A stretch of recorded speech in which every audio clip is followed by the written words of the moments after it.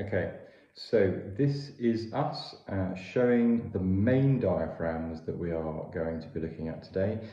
Down in the pelvic girdle we have the urogenital diaphragm and the pelvic floor, and then if we pan up we can see the diaphragm in here. Now you can see this is quite an intricate and very large muscle.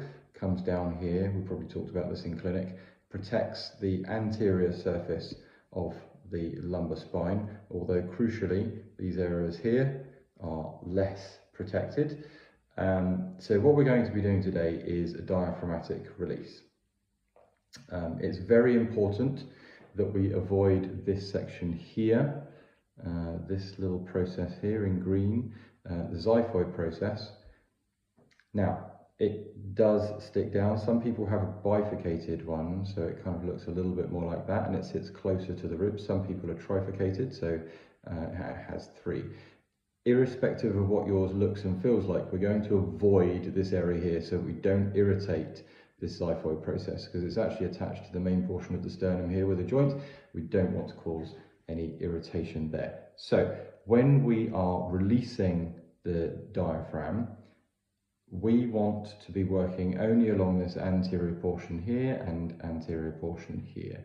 Now, if you're doing a generalized release, typically you would work from this central portion and work your way out, or you would work from the outer portion and work your way in. Either way, it doesn't matter. I would suggest have a little feel first. If you're tighter in this section, then I'd work inwards, and if you're tighter more around in this lower abdominal section, I would work from the top and work your way out. Try and work from the point of ease first to help with the release. If I've given you this instruction with a specific point in mind, let's say for example here, you would only do that section as part of your homework. Okay, now you know what it is that we're doing.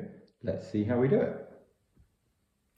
Okay, so to track the diaphragm in ourselves, we're going to come in, find our lower ribs, find that central point here, and as I said, the xiphoid comes down here. Now mine sticks out, I've got a process on the bottom, so I'm just going to move either side of that. So we're going to start here, we're just going to use our fingers to track down around these lower ribs, all the way to the side. Now that tells us where we're going to be working. There are two ways of doing this. If you have a specific area that I've told you to work on, you will only be working on that side at the time. If you're doing a general release, then you're going to either work from the middle out or from the outside in towards the middle, depending on where you have the most tension. So what we're looking to do is get around about halfway down your middle finger in.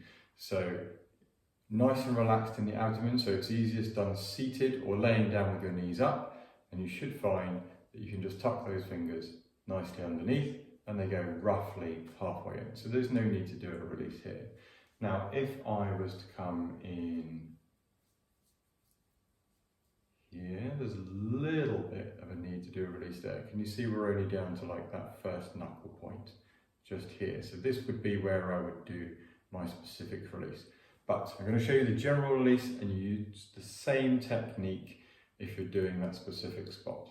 So we're going to start roughly, we're going to start here. So I'm going to start just off at the xiphoid. We're going to tuck those fingers in, and as we bend over, you can see that my fingers go in a little bit more. And then when we're there, we take a nice breath in and then laugh. I'm going to move down about 2 fingers worth, breath in, laugh. And you're wanting to repeat that the whole way along, 2 fingers at a time, and you'll get a generalized release in the diaphragmatic area. Now, as I've said before, typically we don't release the diaphragm without knowing why it's tight. If you do have that tightness, or if I've assigned this homework, then this is what you're looking to do. Any questions at all, please drop me a comment or contact me directly.